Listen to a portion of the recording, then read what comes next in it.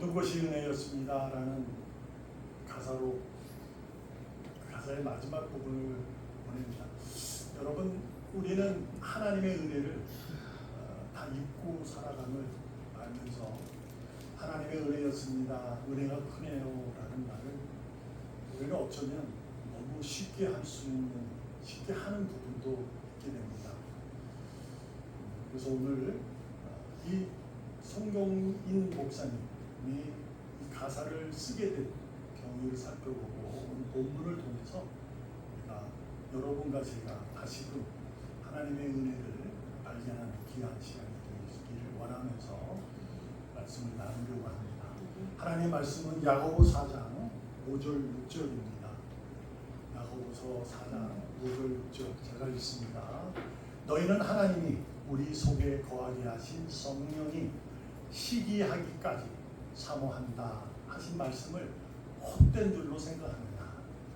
그러나 더 큰 은혜를 주시나니 그러므로 일렀으되 하나님이 교만한 자를 물리치시고 겸손한 자에게 은혜를 주신다 하였느니라. 아멘.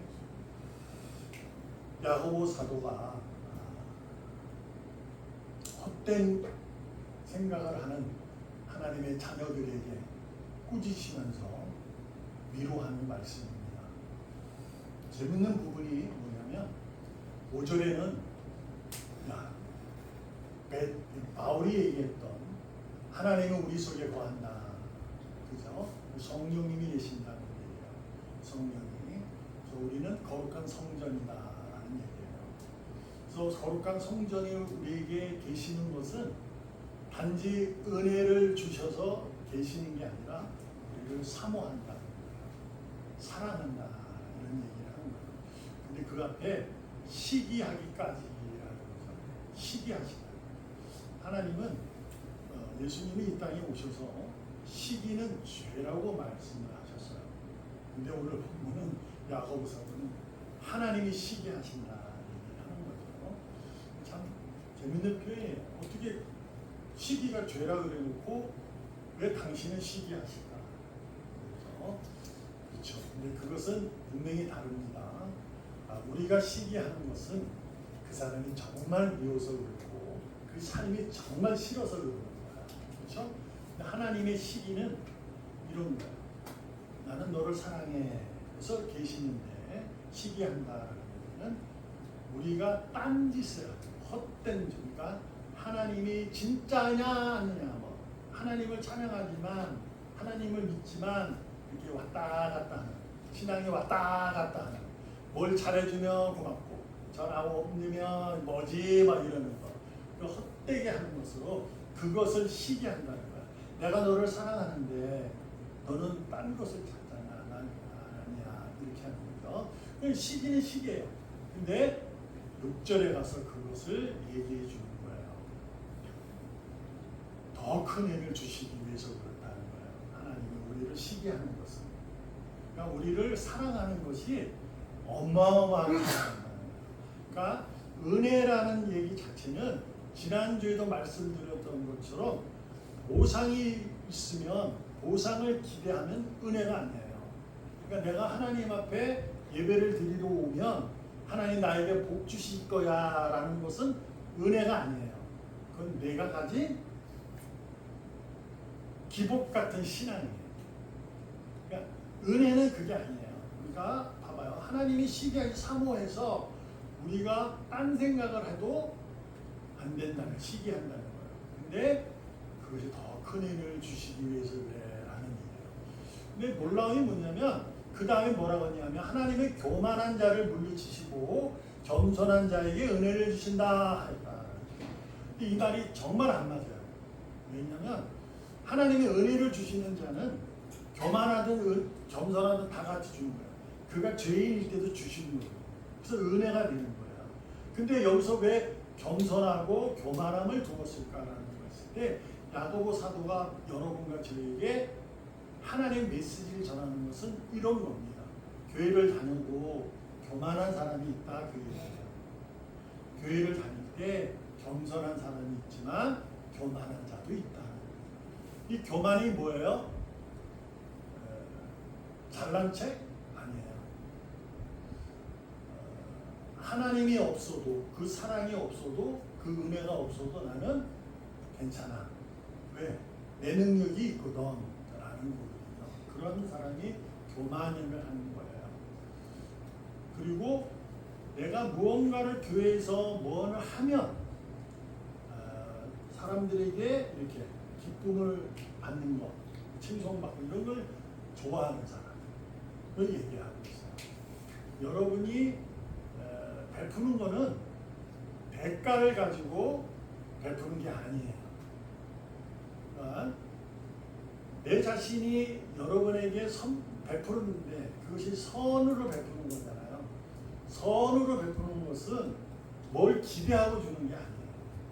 그냥 베푸는 거예요. 그래서 이게 우리가 베푸기를 즐거워하고 대접하기를 즐거워하는 사람은 어떤 기대를 갖고 하지 않습니다. 그게 하나님께서 여러분과 저를 사랑하실 때 대가를 원하지 않아요. 그저 그분이 사랑하시는 거예요. 근데 교만한 자에게는 아니 겸손히 은혜를 주신다 이 얘기는 뭐냐면 하나님이 은혜를 주시면 그 은혜로 인하여 무엇이 되느냐면 겸손해진다는 거예요. 더 이상 하나님 앞에 무릎을 꿇게 되고 된다는 거죠. 자, 이 말씀을 나누기 전에 우리 지금 송경민 목사님의 찬양의 은혜라는 찬양을 우리가 들었어요. 여러분 전부 가사가 지금 생각난다면 그거는 놀라운 능력자예요. 그렇지 않을 거예요. 근데 여하튼 송경민 목사님이 이 가사를 쓰실 때 두런두런 자기가 공부를 할 때도 그냥 써봤대요. 은혜에 대해서 써보고 하다가 이 가사가 완성될 때까지 한 몇 년이 걸렸대요. 근데 처음에 이렇게 돼요. 은혜라고 이제 찬양을 제목을 정놓고 찬양 가사를 쓰는데 내게 내 삶에 무엇이 은혜일까? 이렇게 고민하면서 은혜를 찾아가면서 쓰기 이제 시작을 한 거예요. 그런데 가만히 쓰다가 보니까 이게 바뀌어요. 어떻게 바뀌었냐면 내 삶에 은혜 아는 것이 뭘까? 바로 바뀌어버린 거예요. 자 봐요. 내 삶에서 은혜가 무엇인가를 찾다가 바뀌어요. 내 삶이 은혜가 아닌 것은 뭘까? 이렇게 바뀐 거예요. 그래서 그 바뀜을 가지고 가사를 쓰니까 이렇게 된 거죠. 우리가 살면서 오늘도 주님, 오늘도 내가 주님의 자녀로 살 테니 은혜를 주세요 라고 하잖아요. 은혜가 그런 거잖아요. 은혜 받으면 좋잖아요. 은혜를 주세요. 그런데 이렇게 바뀌는 거죠. 주님, 내 삶에서 은혜를 발견할 수 있는 믿음의 눈을 주세요. 그래서 믿음의 눈을 가지고 보니까 다 은혜였다는 거예요. 그래서 제가 찬양을 들을 때 마지막 가사에 그분이 하는 얘기, 목사님 하시는 얘기, 당연하게 생각했던 모든 것들이 은혜였습니다. 그러니까 우리가 잠자고 숨쉬고 태어나고 살아가고 이런 모든 일상, 자, 그 중에 그런 것들이 다 은혜였음을 깨달아서 이 가사를 쓰게 됐다라고 그가 간증을 했습니다.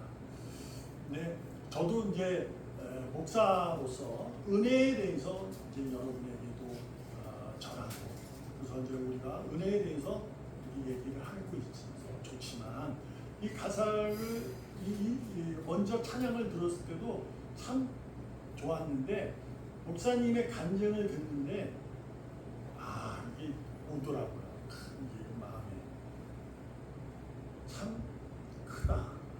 은혜라는 것이 우리가 쉽게 접근할 수 있고 우리가 그냥 입술에서 뱉을 수 있는 그런 말이 아닐 수도 있겠다 하는 생각을 해보게 됩니다. 하나님의 은혜, 그 은혜는 자신의 아들을 넣어주신 거예요. 우리를 위해서 어마어마한 거야. 당신께서 우리에게 뭘 보여주셨냐? 사랑을 보여주신 거잖아요. 그게 뭐냐면 겸손하신 거예요. 당신이 하나님이신데 창조자이시고 모든 만물을 다스리는 섭리하시는 이끌어가시는 분 그리고 구원하시는 분이에요. 그런데도 그분은 자신을 낮추어 자신을 비워 이 땅에 내려오신 거예요. 저는 이 표현을 지나친 겸손이다 이렇게 표현을 좀 써요. 그렇게 겸손히 오신 것은 그래서 은혜라는 거죠. 그러니 우리가 겸손한 자에게 오늘 야고보서도 은혜를 주신다라는 것은 바로 이런 거죠. 여러분이 교회를 다니고 예수를 믿고 은혜를 입으면 겸손해져야 합니다. 겸손해져야 돼요. 쉽지는 않겠지만 그래도 하셔야 돼요. 왜요? 에베소 2장 8절 은혜에 대해서 이렇게 성경은 말합니다. 너희는 그 은혜에 의하여 믿음으로 말미암아 구원을 받았다. 이것은 너희에게서 난 것이 아니라 하나님의 선물이니라. 이게 그냥 간단한 얘기가 아니에요. 우리가 하나님 앞에 뭘 잘해야 은혜를 주시는 게 아니라 그 얘기예요. 그러니까 우리는 시험에 들고 교회 다니면서 이렇게 시험에 드는 얘기를 많이 우리가 접하잖아요. 많은 사람들한테. 그러면 다 그 은혜가 내게서 다른 사람이 그렇게 행하는 선한 행위를 하는 것을 대해서 약간 시기를 해요. 꼭 그렇게 해야 돼? 세상은 다 그렇게 얘기를 해요. 근데 겸손해지면요, 내가 하는 것이 아니라는 것을 알아요. 내가 잘해서 하나님이 나를 기뻐하는 게 아니라 하나님은 나를 그냥 기뻐하시는 거예요. 그 선물인 거예요. 여러분, 선물은 여러분도 어떻게 해요? 미운 사람 선물 줍니까? 솔직히 안 주잖아요. 내가 좋아하는 사람만 주게 돼 있는 거 아니에요, 솔직히. 선물의 개념은 우리는 그럴 수 있어요. 근데 하나님은 그 선물을 그렇게 주시는 거예요. 그래서 잘하는 거 없어요. 여러분, 은혜라는 것은 우리가 이제 이렇게 생각해 보는 거예요. 지나간 날을 우리가 지금 이렇게 우리 은혜를 입은 사람들의 간증을 할 때, 아유, 지사님, 아유, 장로님, 아유, 목사님, 제가요, 오늘 보니까 지나온 모든 세월이 은혜였음을 깨달아요. 지금도 은혜 안에 삽니다. 이렇게 고백을 하잖아요. 그 고백은 이런 고백이에요. 화가 변하여 복이 되어서 은혜라는 얘기가 아닙니다. 화가, 그러니까 나쁨이 좋아져서 은혜라는 얘기가 아니고, 화 있어도 복이 있어도 은혜였다는 것을 깨닫게 됐다. 그 그래서 야고보 사도가 얘기하는 겸손한 자에게 은혜를 주신다. 그러니까 은혜를 입으면 그 은혜에 대한 하나님의 선물에 대한 것에 대한 깨달음이 있게 되면 겸손해져 간다는 거죠. 겸손해져. 그리고 교회에서 그렇게 살아요. 가정에서, 직장에서, 사업장에서 겸손히 살아가는 거예요. 그래서 바울이 얘기하는 거 아니에요? 고린도전서 15장 10절. 내가 나된 것은, 여기서 보면 내가 나된 것은이라고 할 때 자신을 얘기하는 거잖아요. 내가 이런 놈이야. 이렇게 얘기하는 것 같은 거예요. 근데 봐요. 내가 나된 것은 여러분이 잘 아는 하나님의 은혜로 된 것이다. 내가 나된 것. 지금 자신이 된 거. 왜 그러냐면 자신이 지금 어떤 일을 하냐면 오직 복음만을 위해서 살아가는 거예요. 저는. 가난해도 상관없어요. 부자에도 상관없어요. 나는 복음을 위해서 맡은 사명자다. 이렇게 된 나라. 이것은 하나님의 은혜라는 거예요. 그 은혜가 내게 주신 은혜가 헛되지 아니하여 내가 모든 사도보다 더 많이 수고했다. 이런 얘기. 잘난 척 한번 딱 하는 거죠. 그런데 하여스 나라는 거야. 내가 수고는 더 많이. 솔직히 그렇잖아요. 다들 수고했지만 바울처럼 편지 많이 쓰고 이방에 전체를 그리고 위험천만하게, 물론 모든 사도님들 사도 요한만 빼고 전부 거의 순교하셨어요. 바울도 마찬가지예요. 그러나 우리가 알듯이 바울은 그 편지가 상당히 많잖아요. 성경에. 그만큼 수고했어요. 그런데 그 사명도 내가 한 게 아니라는 거죠. 오직 나와 함께 하신 하나님의 은혜다. 이 얘기를 우리가 은혜라는 것을 대해서 내가 깨닫게 되면 교회에서 잘난 척은 안 할 뿐 아니라 시험에 안 들어요. 그 사람이 그 일을 하든 나는 그 사람이 하는 일 내가 못해도 그것 때문에 내가 시험에 드는 게 아니에요. 시험에 드는 거 왜요? 교만해서 그렇답니다. 하나님의 은혜를 몰라서 그러는 거예요. 그러니까 은혜가 뭐예요?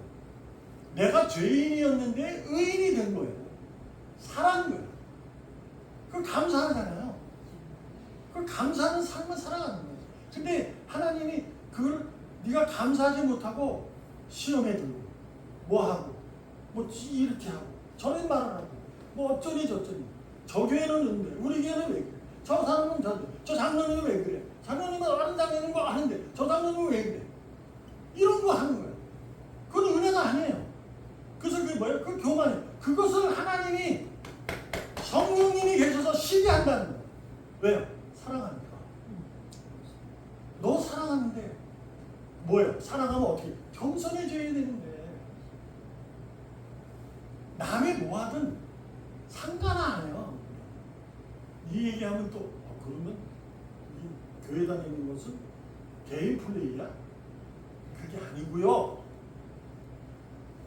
내게 주신 은혜를 깨닫게 되면 내 자신이 겸손해진다고요. 아멘. 시험에 드는 게 아니에요. 어떤 분은 있잖아요. 교회를 편하게 다니려고 하는 분이 있어요. 그래서 큰 교회에 가면 굉장히 편해요. 예배만 드리고 가면 되니까. 그렇죠? 작은 교회 가면 편하지 않을 수 있어요. 이 얘기 저에게 특별히 제일 많이 듣는 얘기가 뭐예요? 헌금 얘기잖아. 그리고 뭔가 또 막 이렇게 부담스럽게 만들어요. 작은 교회는 어쩔 수 없잖아요. 한 명이라도 귀하니까. 저도 그 중에 하나이긴 합니다. 근데 여러분도 아시죠? 저하고 이제 같이 목소리를 해보지 않지만 저는 그런 거 못합니다. 저는 그런 거 못해요. 하나님의 은혜는 내가 깨닫지 못하면 그 은혜가 아니에요. 내가 기뻐해야 돼요. 내가 하는 일이 기뻐해야 돼요. 근데 내가 하는 일이 기쁨이 없으면 그 은혜가 아니에요. 저는 그렇게 심지어 말합니다. 억지로 하는 거? 뭐 그래요. 어떤 분들은 억지다. 억지로 해도 하다 보면 되는 거야. 이렇게 얘기해요. 근데 성경에 고린도서 9장에 보면 그렇게 얘기해요. 헌금을 억지로 하지 말아라. 인색하거나 억지로 하지 말아라. 바울이 얘기하는 거예요. 그게 뭐예요? 하나님은 당신이 베푼 사랑에 의해 그 사랑에 힘입어서 그 사랑이 녹아들어 겸손한 자가 베푸는 신앙을 감사하는 신앙을 받으신 거예요. 그래서 천하의 가장 가난한 가부가 드린 두 랩돈이 저들보다 많이 냈다고 하는 거예요. 웃기잖아요. 삶의 속에서 계산도 안 되는 거예요. 그 돈은 아무것도 아니에요. 완전히 뭐 코모든 돈도 아니에요. 너무너무 작은 돈인데 바리새인들은 많이 내요. 돈이 있으니까. 근데 뭐 하나님이 뭐라고 해요? 저 가부는 전부 냈다 그러잖아요. 가난히 생각하면 전부 내진 않았을 거예요. 가난하잖아. 먹고 살아야 되는데. 돈을 드는데 왜 전부 냈다 그럴까? 그 전부에는 자기가 재산을 모두 냈다는 얘기보다 그 마음이 하나님이 계시는 그 거룩한 마음을 가지고 드렸다는 얘기예요. 여러분, 믿음의 눈으로 자신을 보고 자신의 삶을 돌아봤던 송경미 목사가 가사를 이렇게 모든 것이 당연한 것으로 여겼는데 은혜였다고 고백하게 된 것은 주님, 내가 내 삶에서 은혜를 발견할 수 있는 믿음의 눈을 달라고 고백했던 것처럼 여러분 믿음의 눈으로 우리는 늘 자신을 보고 내 삶을 볼 수 있어야 해요. 자, 전제가 뭐예요? 믿음의 눈이에요. 이것은 믿음의 눈이라는 것은 주님을 아는 자가, 주님을 믿는 자의 눈을 얘기하는 거예요. 믿음의 주체는 예수 그리스도이시니까요. 그래서 예수 그리스도를 믿는 자의 눈. 그래서 우리는 이것을 뭐 쉽게 영적으로 눈을 열어주세요 뭐 이런 얘기를 하잖아요. 결국 믿음의 눈. 그것을 뭘로 봐요? 주님을 보라는 것보다도 자신을 보라는 거예요. 그 내 삶을 볼 수 있어요. 그걸 보게 되면 은혜가 아닌 것이 없음을 알게 된다는 거죠. 근데도 보다가 야 그래. 근데 이거는 아닌 것 같은데 라는 생각이 들면 하나님이 뭐한다? 시기하신다. 그래서 화가 복으로 변해야 은혜가 아니고 화가 있어도 은혜요, 복을 받아도 은혜라는 거예요. 많은 어른들이 좋아하는 구절은 신명기에 등장하는 나가도 복 받아, 들어와도 복 받아, 누워도 복 받아, 잠자도 복 받아, 일어나도 복 받아. 그 말씀이 되게 좋아요. 그거는 왜 그랬을까? 모든 것이 은혜라는 얘기를 하는 거예요. 복이라는 것이.